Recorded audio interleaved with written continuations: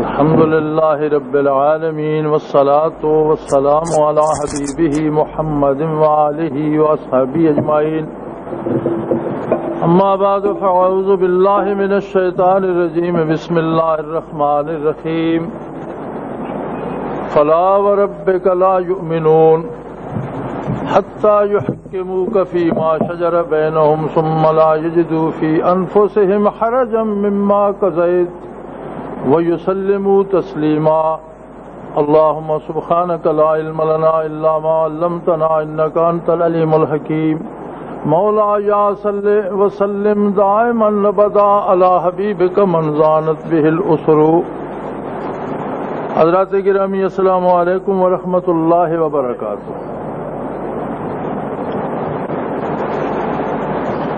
معمور عالم میں تمام نوع انسانی میں صرف دو قومیں ہیں اور دونوں قومیں امت ہیں محمد الرسول اللہ صلی اللہ علیہ وآلہ آلہ وسلم کی. ایک امت اجابت ہے جس نے آپ صلی اللہ علیہ وسلم کی دعوت کو قبول کیا. دوسری قوم امت دعوت کافرہ ہے جس نے دعوت محمد الرسول اللہ صلی اللہ علیہ وسلم کا انکار کر دیا. دونوں کے الگ الگ خانے ہیں اللہ کریم کے نزدیک. جس نے قبول کیا، جس نے خود کو آپ صلی اللہ علیہ وآلہ آلہ وسلم سے منسوب کیا، جس نے آپ کو، آپ کی دعوت کو، آپ کے رب کو، آپ کے معبود کو مانا. یہ یاد رکھیں، ہمارا معبود، ہمارا رب، ہمارا اللہ وہ ہے جو محمد الرسول اللہ صلی اللہ علیہ وسلم منوانا چاہتے ہیں. ہمارے فقہائے کرام فقہ کی کتابوں میں تحریر فرماتے ہیں کہ بچے کو جب اللہ کا تصور دیں تو ایک آخری طاقت کا تصور ہر مذہب میں موجود ہے.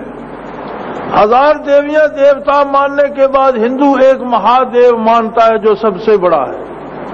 دہریہ جو انکار کرتا ہے وہ دہر کو ایک آخری طاقت مانتا ہے. عقل انسانی کی مجبوری ہے کہ کسی ایک طاقت کو سب سے بالا مانے. لہذا مومن کے ایمان کی تعیین یہ ہے کہ بچے کو بھی یہ بتائے میں اس اللہ کو اللہ مانتا ہوں جسے حضرت محمد بن عبداللہ جو مکے میں پیدا ہوئے صلی اللہ علیہ وسلم اور جو ہجرت کر کے مدینہ منورہ فروکش ہوئے، تشریف فرما ہوئے، جس اللہ کو وہ منواتے میں اس کو مانتا ہوں. تو اس امت دعوت اجابت کا رب وہ ہے جو محمد کا رب ہے صلی اللہ علیہ وسلم. اس کا معبود وہ ہے جو محمد عربی کا معبود وہ ہے. اس کا قرآن وہ ہے جسے محمد عربی نے قرآن کہا ہے. اس کی تفسیر وہ ہے جو محمد الرسول اللہ نے بتائی ہے. اس کی عبادت وہ ہے جو محمد الرسول اللہ نے سکھائی ہے.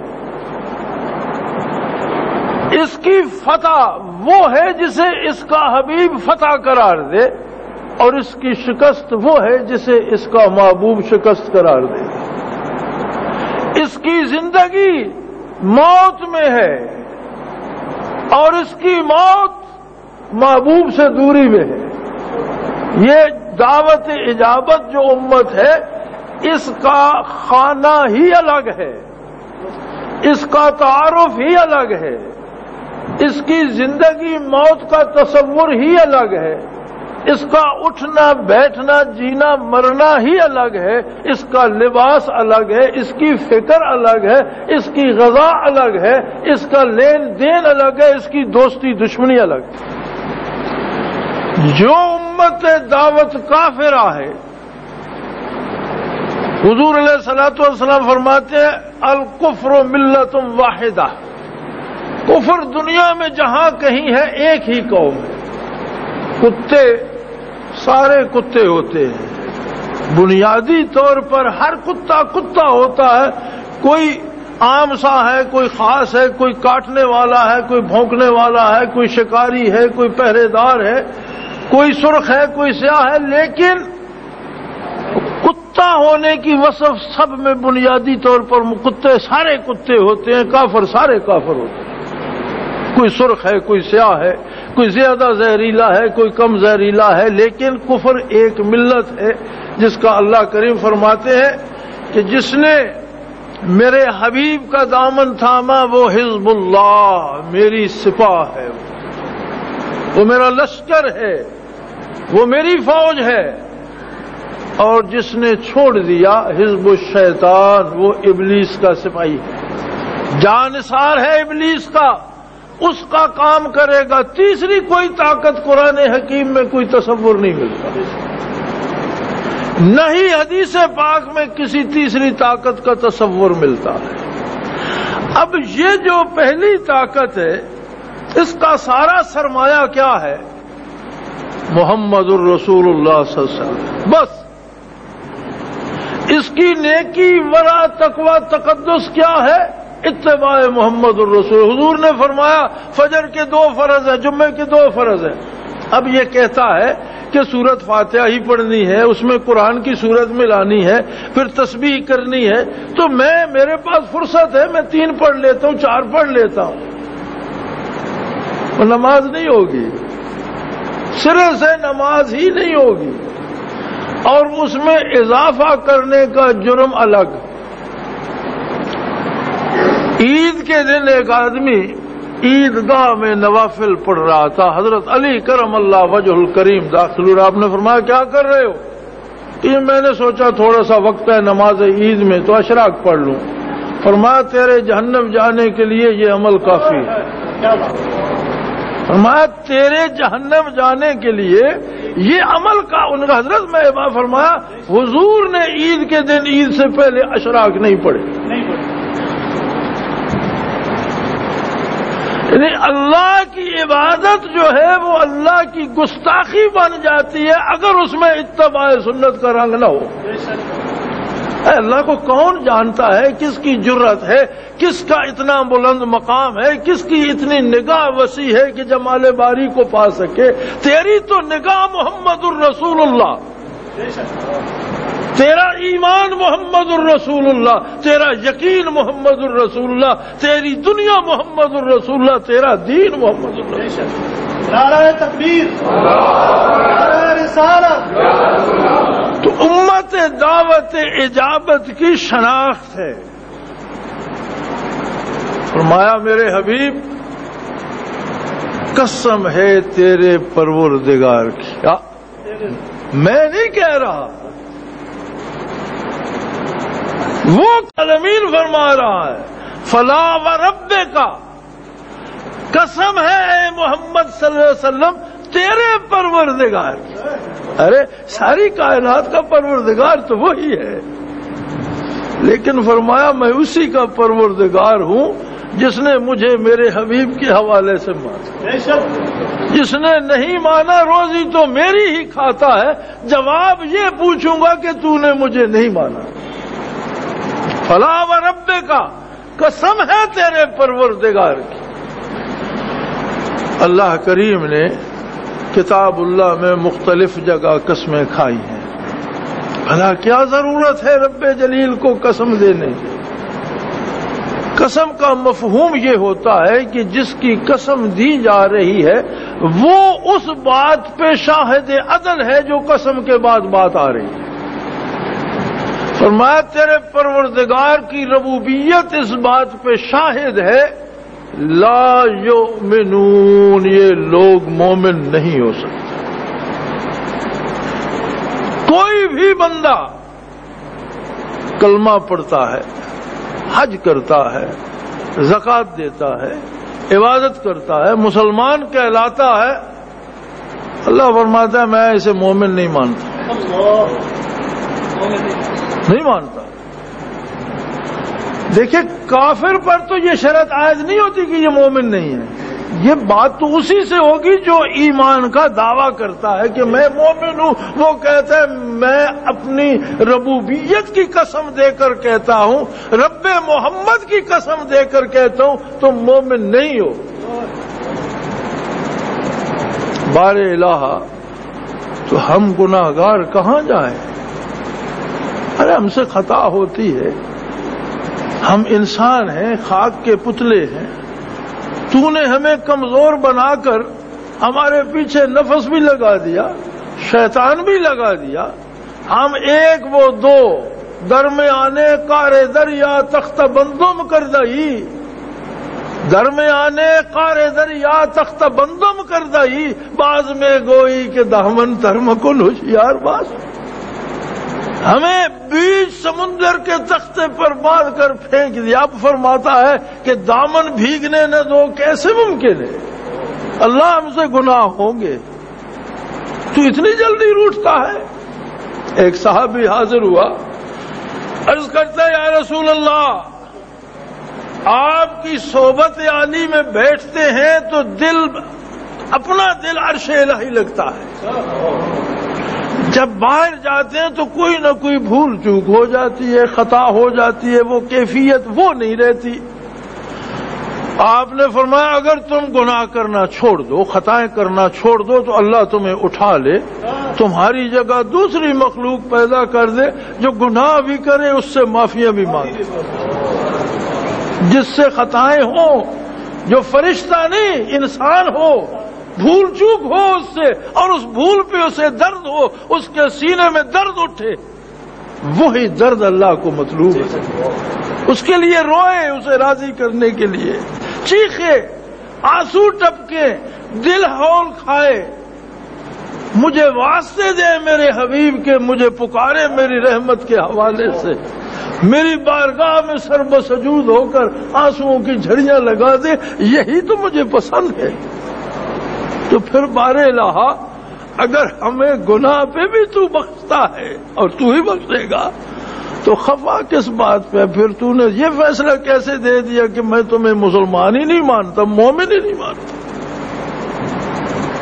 اگر کہتا نا میں مسلمان نہیں مانتا تو بات ہلکی ہوتی, کیونکہ اسلام اطاعت کا نام ہے, تسلیم کرنے کا نام ہے, ایمان یقین کا نام ہے. وہ کہتے ہیں لا یؤمنون, وہ تو جاڑی اکھیڑ دی. اگر ہمارے مسلم ہونے سے انکار فرماتا تو ہم ایک تعویل کرتے مولانا کہ ہم سے گناہ ہوتے ہیں, تو وہ کہتے ہیں تم تسلیم کیسے کرتے ہو, تم تو تسلیم نہ کرنے والوں. اس نے تو ہمارے یقین کی بنیاد فرمایا لا یؤمنون, کوئی رشتہ ہی باقی نہ چھوڑا. کس وجہ سے؟ فرمایا عبادت تمہاری مجبوری ہے کہ تم اس کے علاوہ تمہارے پاس کوئی رہنما نہیں ہے جو تمہیں عبادت کا طریقہ بتائے, تم وہی کرو گے جو میرے حبیب نے بتایا. مجھے ویسا ہی مانو گے جیسا محمد عربی نے کہا, قرآن انہی الفاظ کو مانو گے جو محمد رسول اللہ نے بتائے. لیکن جب بات آئے گی معاملات کی, دنیاوی امور کی, سیاسیات کی, حکومتیں بنانے کی, بیع و شراء کی, دوستی دشمنی کی, تو وہاں تم میرے حبیب کی جگہ اپنی ذات کو بٹھا لو گے. میں تمہیں ایماندار نہیں مانتا. تم 10 حج کر لو, 50 حج کر لو, رات دن سجدے کرتے رہو, لیکن امور دنیا میں اپنے فیصلے نافذ کرو. اللہ فرماتا ہے میری غیرت یہ گوارا نہیں کرتی, میں تمہیں ان کے ساتھ اٹھاؤں گا جو امت دعوت کافرہ ہے. میں مزہ تب آئے کہ ملک کی حکومت کا معاملہ ہو, بین الاقوامی معاملات میں سربراہ چاہیے, اور تم کہو ہم تو ایسے کریں گے جیسے محمد عربی کی منشا ہے. UN کیا کہتا ہے, امریکہ کی پسند کیا ہے, روس والے کیا سوچتے ہیں, مغرب کیا چاہتا ہے, فرمایا نہیں, سادہ سی بات, مدینے والا کیا چاہتا ہے بس.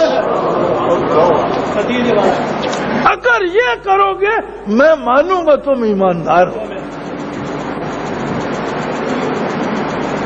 تمہاری عدالتیں لگیں گی، معاشرے میں ضرورت ہوتی ہے، جہاں انسان مل کر رہتے ہیں وہاں ان کے کچھ حقوق ہوتے ہیں، کچھ ذمہ داریاں ہوتی ہیں، ہر آدمی کا حق بھی ہے، ہر آدمی کی کوئی ذمہ داری بھی ہے۔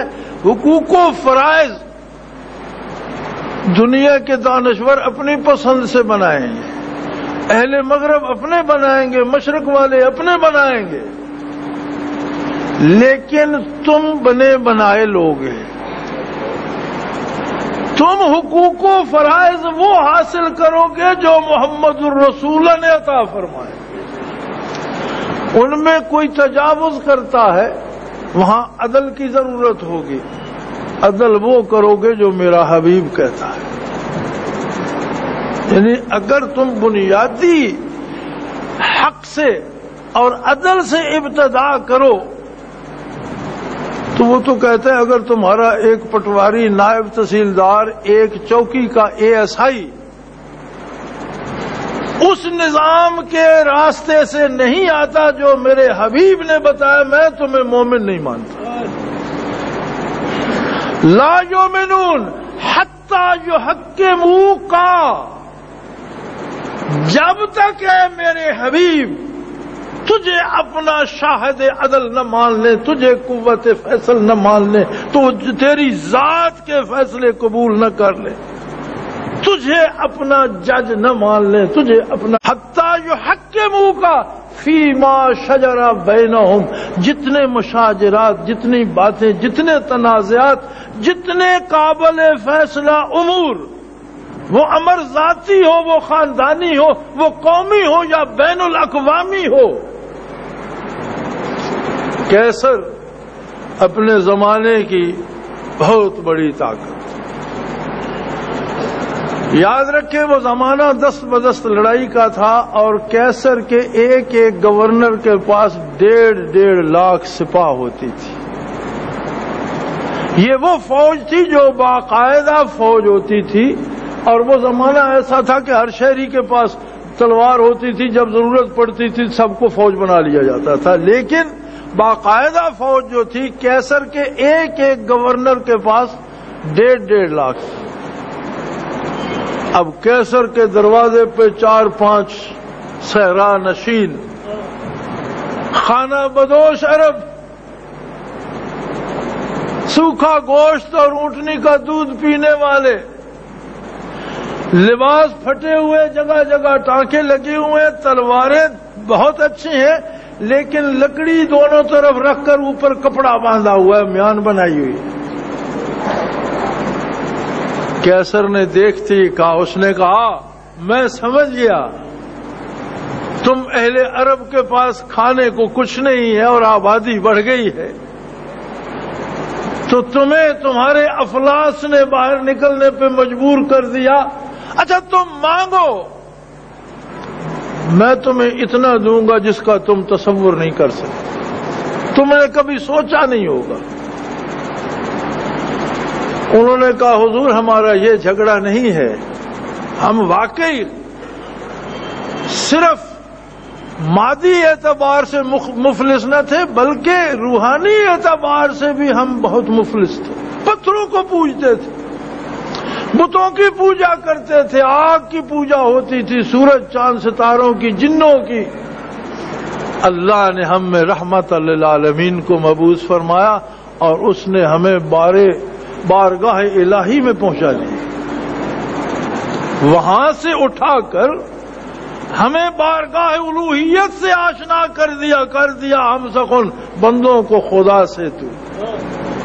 وہ بات گئی، اب ہمارے پاس اللہ کی بات ہے، اللہ کے حبیب کی بات ہے۔ اگر تم بھی قبول کر لو، ہم تم بھائی ہیں، ہم گھر چلے جائیں گے، تمہیں وہ علم کا خزانہ دے جائیں گے، تم جانو تمہارا رسول جانے تمہارا رب۔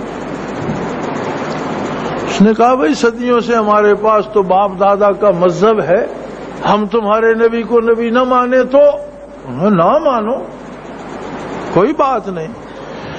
لیکن اللہ نے ہم پر یہ فرض کر دیا ہے کہ نہ صرف اپنے فیصلے منشاء محمدی کے مطابق کریں بلکہ روئے زمین پر ہر فیصلہ منشاء محمد کے مطابق ہے نا پاگل پن. اس نے کہا بھئی کمال لوگ ہو تم، ملک ہمارا، ریاست ہماری، سلطنت ہماری، لوگ ہمارے، فوج ہماری، عدالتیں ہماری، تم کہتے ہو اپنا نظام وائنڈ اپ کرو اور اس کی جگہ ہمارا نظام عدل کام کرے گا، کیسے ممکن ہے؟ انہوں نے کہا جناب نہ ملک آپ کا، نہ ریاست آپ کی، نہ لوگ آپ کے، نہ حکومت آپ کی، سروری زیبا فقط اس ذات بے ہمتا کو ہے، حکمراں ہے ایک وہی باقی بتانے، یہ سب کچھ اس کا ہے، تمہارا کچھ نہیں.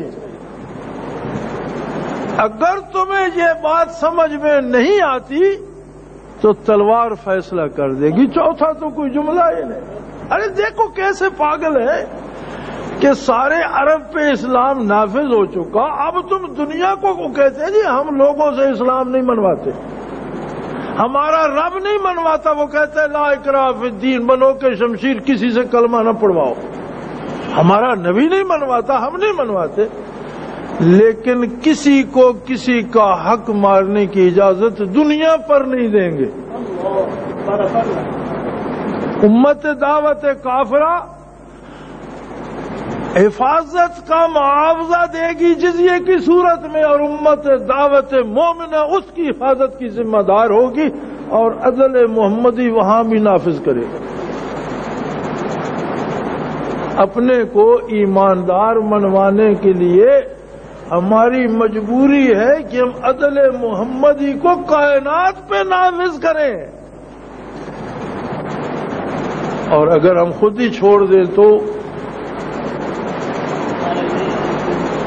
اصل ہمیں شوق نہیں ہے کسی سے الجھنے کا، ہماری مجبوری یہ ہے کہ اگر اس ملک کا نظام بھی نظام مصطفیٰ صلی اللہ علیہ وسلم نہ ہو، ہماری مجبوری یہ ہے کہ ہم میں سے کوئی بھی ایماندار نہیں ثابت ہو سکے گا اللہ کے لیے. وہ ہوتا ہے یا نہیں ہوتا یہ رب کو معلوم. اگر نظام نافذ نہیں ہوگا تو کیا ہم جان بھی نہیں دے سکیں گے؟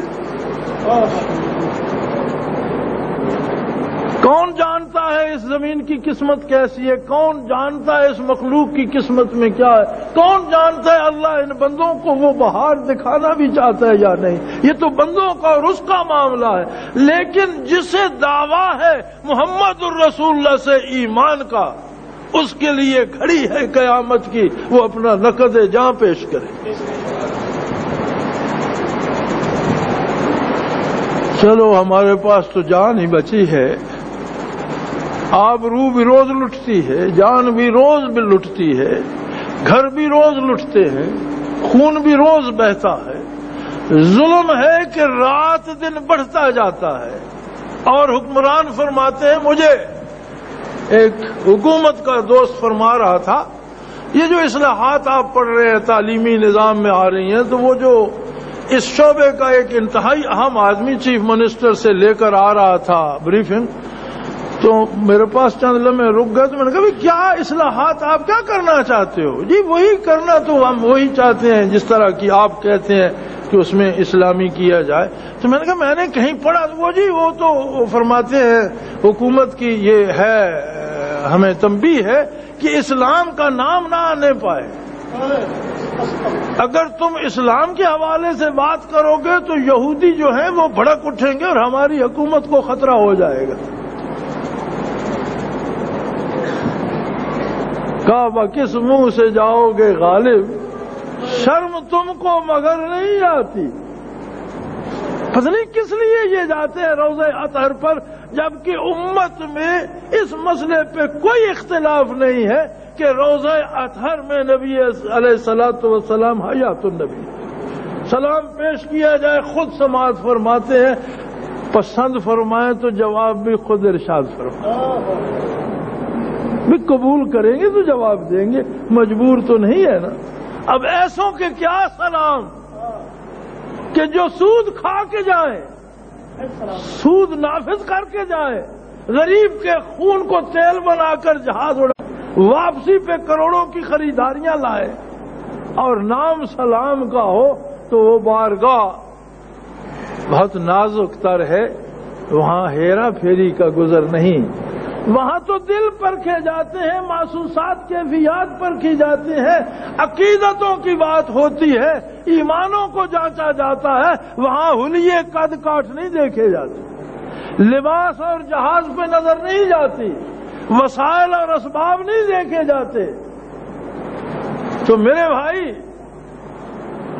50 برس ہو گئے، اور یار لاکھوں لوگوں نے جانوں کا نذرانہ دیا، اور اگلے دن ہمارا پاکستان ٹیلی ویژن فرما رہا تھا کہ یہ تقسیم تو صرف ہندو کی معاشی بالادستی اور سیاسی بالادستی سے جان چھڑانے کے لیے تھی۔ یہ اتنے اوکھے اوکھے الفاظ اس غریب کسان کو آتے تھے جس کا سارا خاندان راستے میں قتل ہو گیا، جس کی بیٹیاں ہندو اٹھا کر لے گئے، جس کا گھر جل گیا، جو لاشیں پھلانگتا ہوا ضعیف آدمی یہاں والٹن پہنچا تھا، اسے یہ موٹے موٹے لفظ آپ نے بدماشو، اسے تو تم نے کہا تھا پاکستان کا مطلب کیا ہے لا الہ الا اللہ۔ اگر لا الہ الا اللہ نہ ہوتی تو کوئی ایک ناخن بھی نہ کٹواتا، چاہے جائے کہ خاندان کٹوا دیے لوگوں نے۔ اور 50 برسوں میں ہر آنے والا کہتا رہا اسلام نافذ کریں گے، حتیٰ کہ موجودہ حکومت نے بھی یہ نعرہ لگایا تھا کہ اقتدار میں آ کر خلافت راشدہ کا نظام نافذ کریں گے، اور اب بی بے نظیر فرما رہے ہیں اقتدار میں آ کر شریعت محمدی نافذ کریں گے۔ ارے آ کر کرو گے، جب آئے تھے تب کہاں تھے؟ جب آپ اقتدار میں تھے دو دفعہ تو موج کر چکے ہو دونوں، اگر نہیں کیا تو اب کیسے کرو گے؟ اور پھر تمہیں اللہ کا ڈر نہیں، نبی سے حیا نہیں، یہودی سے ڈرتے، دنیا کی رذیل ترین قوم جس سے ڈرنے کا کوئی تصور ہی نہیں، بالخصوص وہ بندہ جو قرآن کو مانتا ہے اسے یہود کے ڈرنے کا کوئی تصور نہیں، کیونکہ قرآن کہتا ہے کہ دنیا کی ذلیل ترین قوم یہودی ہے جو بغیر کسی کے سہارے کے سروائیو نہیں کر سکتا۔ اور آج بھی دیکھ لو، یہودی کی ریاست امریکی چھونی ہے، امریکہ کو درمیان سے نکال دو ایک رات زندہ نہیں رہ سکتی، یعنی بغیر کسی کی سپورٹ کے اپنا وجود قائم نہیں رکھ سکتا۔ جو اس سے بھی ڈرتا ہے اب وہ خود اپنا محاسبہ کر کے اپنی تعیین کر لے کہ وہ خود کو کہاں دیکھتا ہے۔ تو میرے بھائی، نماز اسلام ہے، ہر سجدہ اسلام ہے، جمعہ اسلام ہے، حج اسلام ہے، زکوٰۃ اسلام ہے، لیکن یہ سارے کام مسلمانوں کے ہیں۔ اگر کوئی غیر مسلم نماز پڑھے تو، حج کرے تو، کوئی عبادت کرے تو نہیں ہوگی نا۔ تو ہمیں پہلے خود کو ایماندار ثابت کرنا ہوگا، تب عبادات کی باری آئے گی۔ اگر خود کو ایماندار ثابت نہ کر سکے، عبادتیں کرتے رہو، ایک فٹیک ہے جو بھگتا رہے ہیں۔ بڑی سادہ سی بات ہے، اس میں کسی کے اقتدار کی بات نہیں، کسی سیاسی جماعت کی بات نہیں، کسی فرد کی بات نہیں، کسی ذاتی مفاد اور اقتدار کی بات نہیں، صرف اور صرف ایمان کی بات ہے۔ ہمارا ایمان تب ثابت ہوتا ہے جب اس ملک پر حکومت محمد الرسول اللہ کی قائم ہو جائے۔ ہمیں اللہ مومن تب مانتا ہے جب فیصلے بارگاہ نبوت کے نافذ ہوں، جب نظام محمد الرسول اللہ کا ہو، جب عدالت اسلام کی ہو، جب معیشت اسلام کی ہو۔ ارے دیکھو، مختلف گناہوں کی مختلف سزائیں ہوتی ہیں۔ قتل بڑا ظالمانہ فعل ہے، لیکن اس کی سزا قتل ہے۔ جب باری آتی ہے زنا کی تو فرمایا قتل نہیں، اسے سنسار کرو۔ دیکھنا کتنا سخت طریقہ ہے قتل کیے جانے کا کہ اسے سرے میدان کھڑا کر دو، اور اللہ فرماتا ہے کوئی اس پر رحم نہ کھائے، بے رحمی سے اس پر پتھر برساؤ اور پتھروں سے مار دو، گولی نہیں مارو، پھانسی نہیں لگاؤ، تلوار سے گلا نہیں کاٹو، اس لیے کہ وہ فعل اللہ کو اتنا ناپسند ہے، اتنی شدید سزا مقرر فرمائی۔ اسی طرح سود کے بارے فرمایا نہیں یار یہ قتل مقتل کا معاملہ نہیں ہے، فَاذَنُوا بِحَرْبٍ مِّنَ اللَّهِ وَرَسُولِهِ، سود کھانے والا معاشرہ اللہ کے رسول کے ساتھ جنگ کے لیے تیار ہو جائے۔ میں تو نہیں کہہ رہا، تو رب محمد کہہ رہا ہے صلی اللہ علیہ وسلم۔ اب کون لڑے گا؟ کیا اللہ زمین پر اپنی قدرت کاملہ سے لڑے گا؟ اس کا شان تو بہت بلند ہے، اور یہ زمینی مخلوق تو بڑی ہیچ ہے۔ فرشتے بھیجے گا، فرشتے تو مکلف نہیں ہے کفر اسلام کے۔ پھر کون لڑے گا؟ وہی لڑے گا جسے دعوی ایمان ہے محمد الرسول اللہ کے ساتھ، وہی لڑے گا۔ یہ اعلان جنگ جو اللہ اپنے اور اپنے رسول کے نام سے کر رہا ہے، اس کا سپاہی وہ ہے جو خود کو مومن کہلاتا ہے، تو جہاد تو فرض ہو گیا۔ سودی نظام کے خلاف شمشیر بکف ہونا تو نص قرآنی نے ہم پہ فرض کر دیا، جو بات قرآن کی آیت سے ثابت ہوتی ہے وہ فرض ہوتی ہے، سادہ سا اصول ہے۔ کوئی بھی حکم جو منسوخ ہوتا ہے، جس پر قرآن کی نص ہوتی ہے، وہ فرض ہوتا ہے۔ نبی علیہ الصلوۃ والسلام کی نگاہ، اس کی مثال آپ نے خود دی۔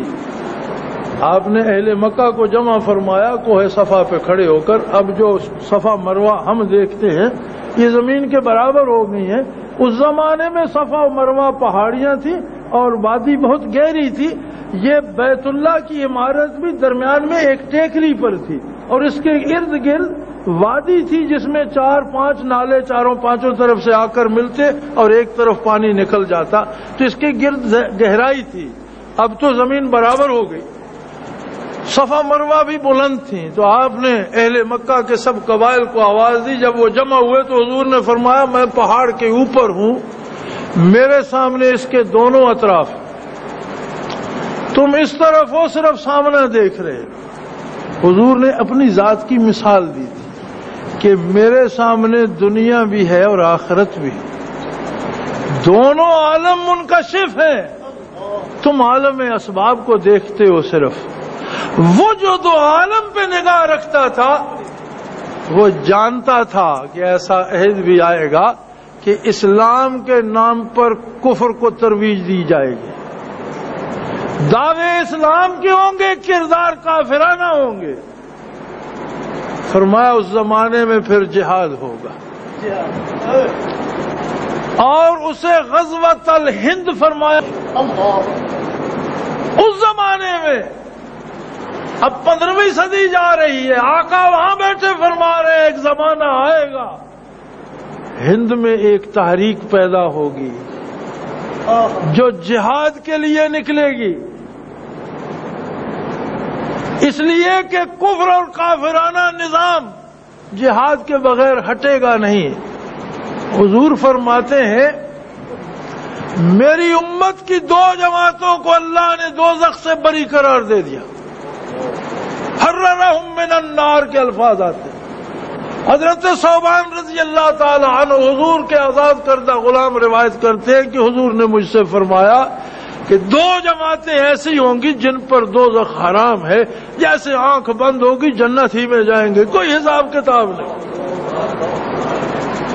یا رسول اللہ وہ لوگ کون ہوں گے؟ فرمایا ایک جماعت وہ ہوگی جو غزوۃ الہند میں شرکت کرے گی، برے صغیر ہندوستان پر جہاد ہوگا نفاذ اسلام کے لیے، جو اس میں شریک ہوگا حضور فرماتے ہیں میں آج بتا رہا ہوں اس پر دوزخ حرام ہوگا۔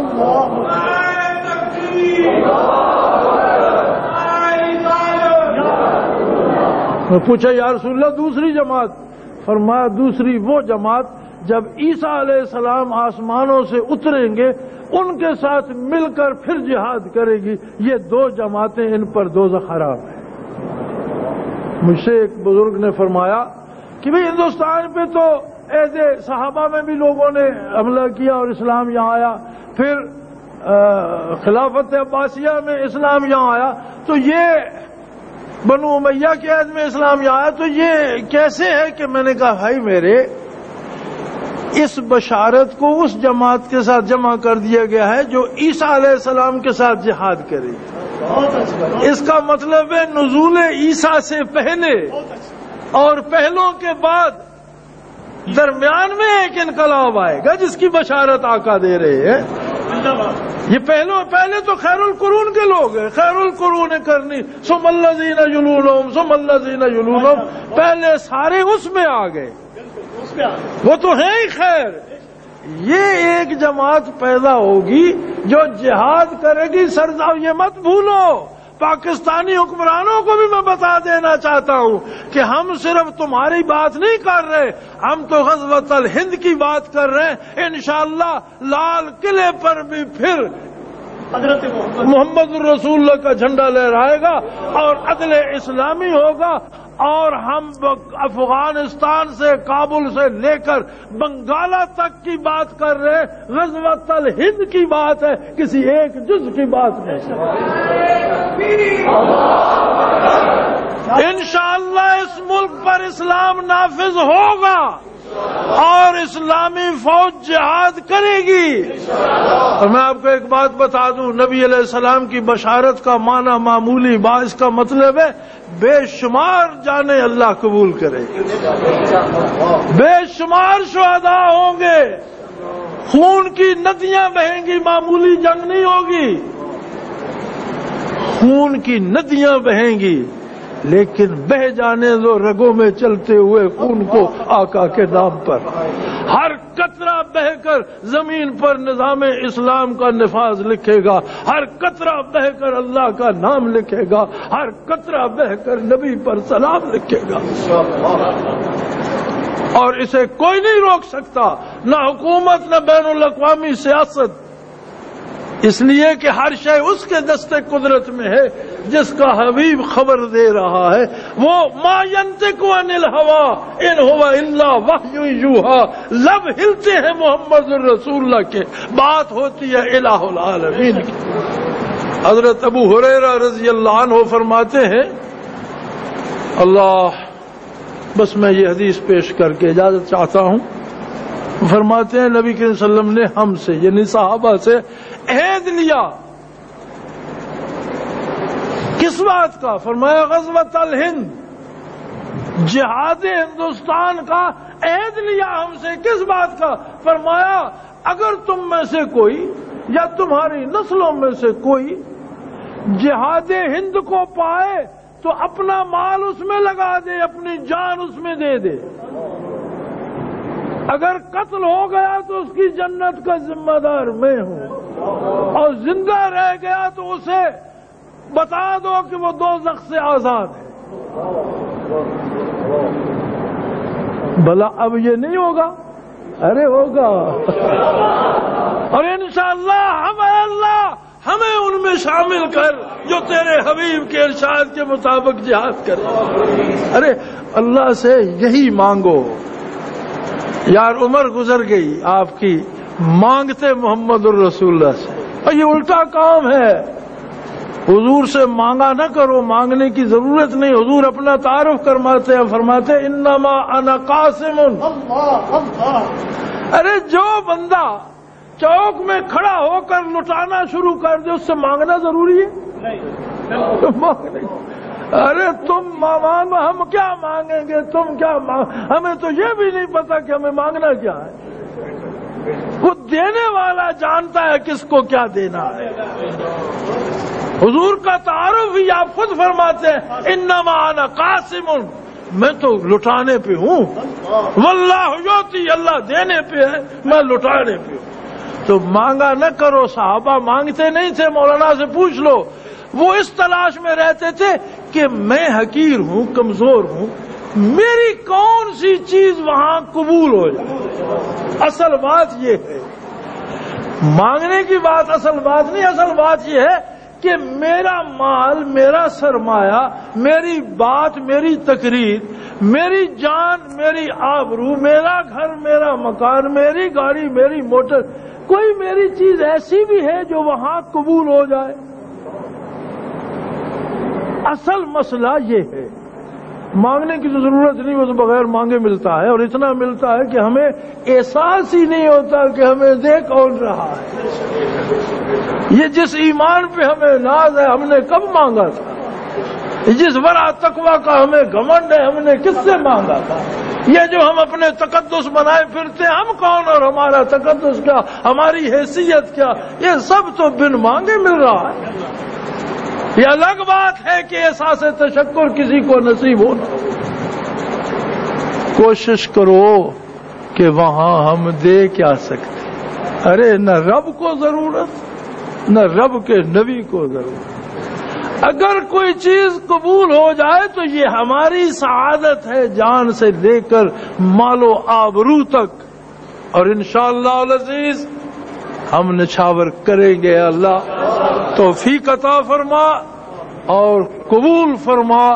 وطن عزیز قائم رہے گا انشاءاللہ، اس پر اسلام نافذ ہوگا انشاءاللہ، اور برے صغیر کو ریاست اسلامی بنائیں گے انشاءاللہ العزیز. وآخر دعوانا الحمدللہ رب العالمین.